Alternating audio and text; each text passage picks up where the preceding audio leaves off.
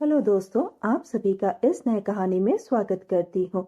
उसकी खूबसूरती और जवानी ने मेरे अधेड़ बदन में एक नई उमंग जगा दी थी और मुझे उसके साथ एक अजीब सी खुशी मिलती थी। मेरी निगाहें बस उसे ही देखती रहती। जब भी मैं उसे देखता तो मेरी आंखों में एक अनोखी चमक जाग जाती। दोस्तों, थोड़ा सा समय निकालकर इस कहानी को अंत तक जरूर सुने। दोस्तों, आप लोग चैनल को सब्सक्राइब करना भूल जाते हैं। दोस्तों, आप सबसे रिक्वेस्ट है कि चैनल को एक सब्सक्राइब करें और वीडियो को एक लाइक करें। दोस्तों, आप लोगों की एक लाइक और सब्सक्राइब से बहुत ही मोटिवेशन मिलती है कि हम ऐसे ही कहानियां आप सबके समक्ष प्रस्तुत कर पाए। दोस्तों, हम बहुत ही मेहनत से कहानी लिखते हैं। आशा करती हूँ कि यह कहानी आप सबको पसंद आएगी। चलिए अब कहानी में आगे बढ़ते हैं और आपको यह कहानी सुनाते हैं। मैं दामोदर, मेरी उम्र तकरीबन 55 साल की है और मेरी पत्नी पद्मिनी भी तकरीबन मेरी ही उम्र की थी।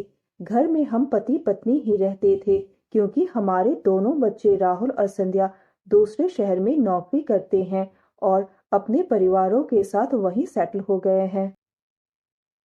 पद्मिनी अक्सर अपने दोनों बच्चों के पास जाया करती थी, जबकि मैं अपने कारोबार के चलते मौका कम ही मिलता था अपने बच्चों के पास जाने का। एक तो मुंबई शहर में रहना, ऊपर से पद्मिनी भी अपने बच्चों के पास जाती रहती है, तो हमें एक नौकरानी की जरूरत थी। मेरे पड़ोस के श्रीवास्तव जी को मैंने अपनी समस्या बताई, तब उन्होंने कहा कि हमारे घर में एक बाई काम करने आती है। मैं उनसे बात करके देखूंगा, वो बहुत ही अच्छी है। मैंने कहा, श्रीवास्तव जी, अगर ऐसा हुआ तो बहुत ही अच्छा है। आपको तो पता ही है, पद्मिनी अपने बच्चों के पास जाती रहती है और मुझे भी कारोबार जाना पड़ता है, तो घर का काम करने में मुझे थोड़ा तकलीफ होता है। इसीलिए मैं चाहता हूँ कि एक काम वाली बाई हो जिससे मेरी टेंशन थोड़ा खत्म हो। एक दिन श्रीवास्तव जी ने हमारे घर में एक काम वाली बाई को भेजा जिसका नाम मीनाबाई है। वह जब हमारे घर पर आई थी तब पद्मिनी और मैं हम दोनों ही घर पर ही थे। वह बहुत ही नेक दिल की थी। मीनाबाई हमारे घर में काम करने लगी। वह हम दोनों की बहुत ही ख्याल रखती थी।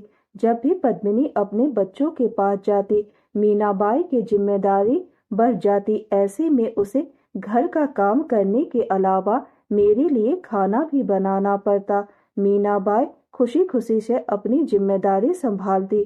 पद्मिनी और मैं भी इसके बदले में उसे छोटे मोटे गिफ्ट्स और नगद पैसे देते रहते थे। हम दोनों मीनाबाई की काम से बहुत ही खुश थे। अब मेरी पत्नी कुछ दिनों के लिए अपने बच्चों के घर गई है। कुछ दिनों से मीनाबाई का कोई अता पता नहीं है। एक दिन अचानक मीनाबाई आई। मैं मीनाबाई से कहा, पूरे 4 दिन कहाँ रही? तुम सोच भी नहीं सकती कि इन 4 दिनों में मुझे कितनी परेशानी उठानी पड़ी। तुम्हें तो मालूम ही है ना कि तुम्हारी मालकिन आजकल अपने बच्चों के पास गई है।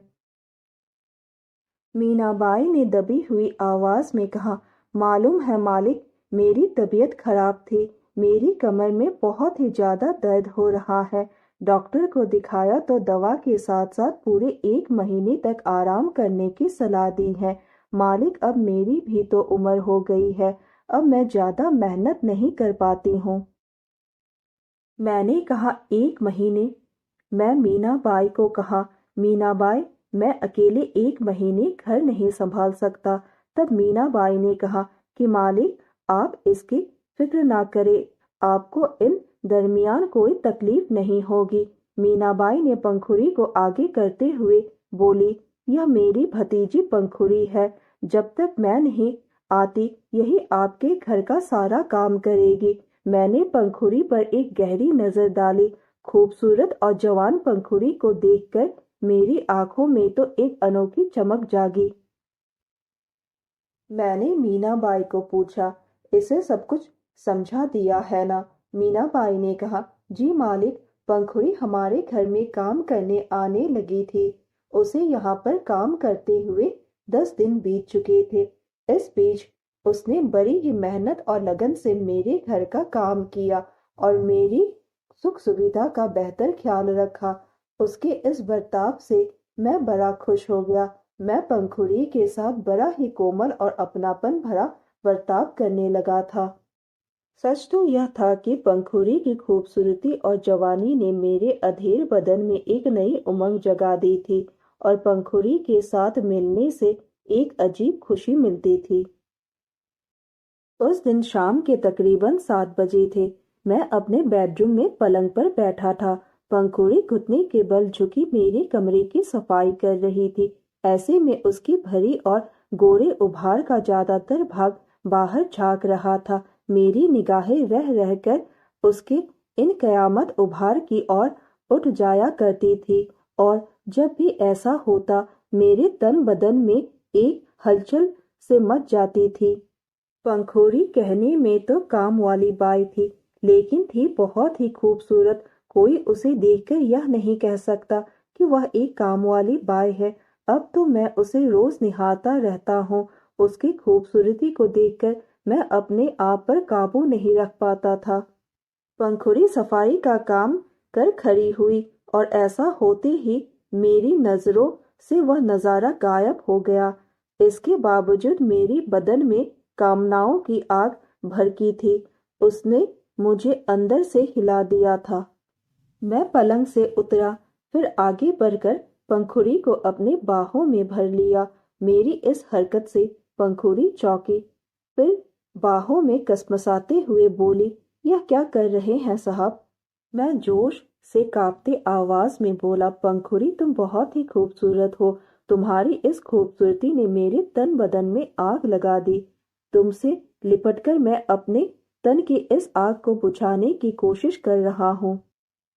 पंखुड़ी ने कहा, यह गलत है।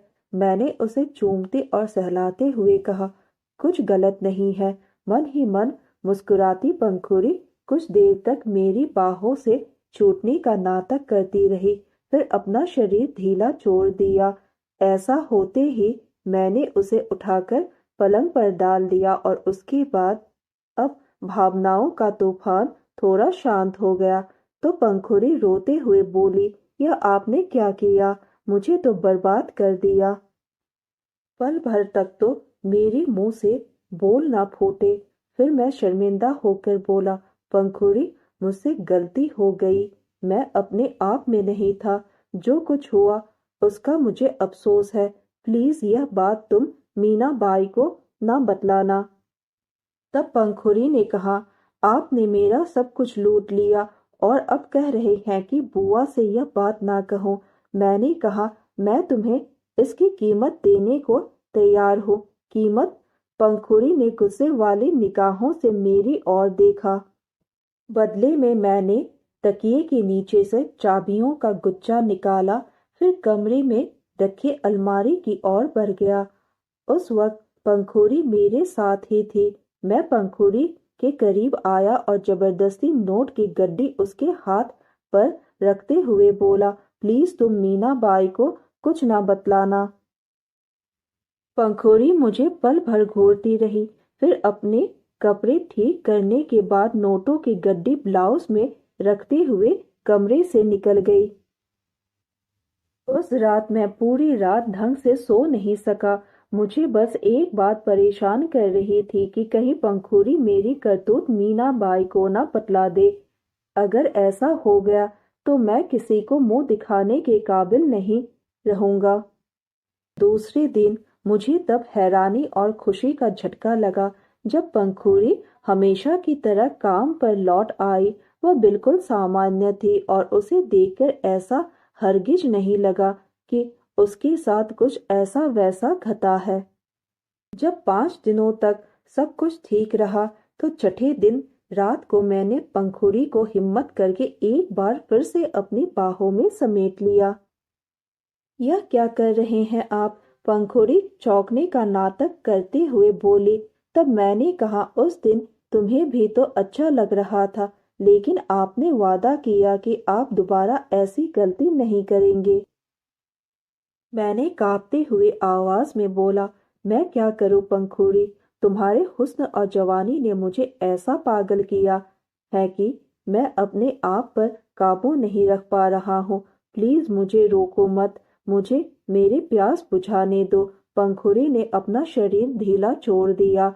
अगले ही पल हम दोनों के बदन एक दूसरे से अटखेलियां कर रहे थे। इस बार पंखुड़ी भी अपने पूरे जोश से मेरे साथ दे रही थी। उसे भी अब खुशी का एहसास होने लगा था।